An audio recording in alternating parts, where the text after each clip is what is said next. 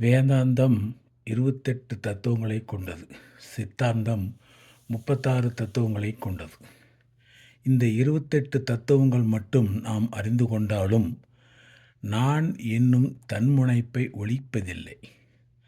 ஆகவே 36 தத்துவங்களையும் நாம் அறிந்து கொண்டால்தான் இந்த நான் என்ற அகந்தையை ஒழிக்க முடியும். இந்த 36 தத்துவங்களையும், அதாவது ஆன்ம தத்துவம் 24, வித்யா தத்துவம் 7, சிவதத்துவம் 5, இவைகளை தனித்தனியே கடந்து தத்துவாத நிலையில் தனித்த இறைமையுடன் ஜீவன் கலந்து நிற்க வேண்டும். அதாவது நாம் இறைமையுடன் ஒருங்கிணைய வேண்டும்.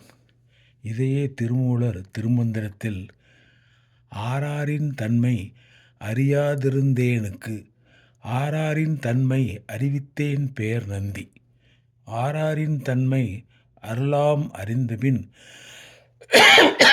ஆராருங் கப்புறமாகி நின்றானே என்பார். அதாவது 6 × 6 = 36. இந்த 36 நிலைகளை தெரிந்து கொண்டால்தான் சாயுச்சிய நிலையை உணரலாம்.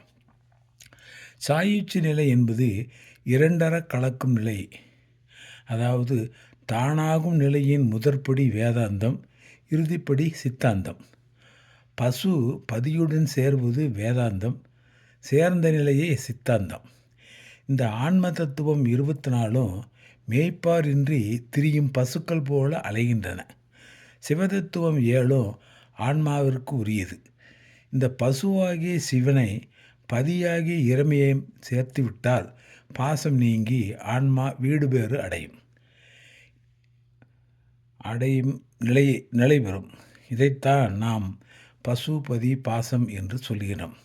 இங்கே பசு என்பது ஜீவன், பதி என்பது இறைவன், பாசம் என்பது பந்தம்.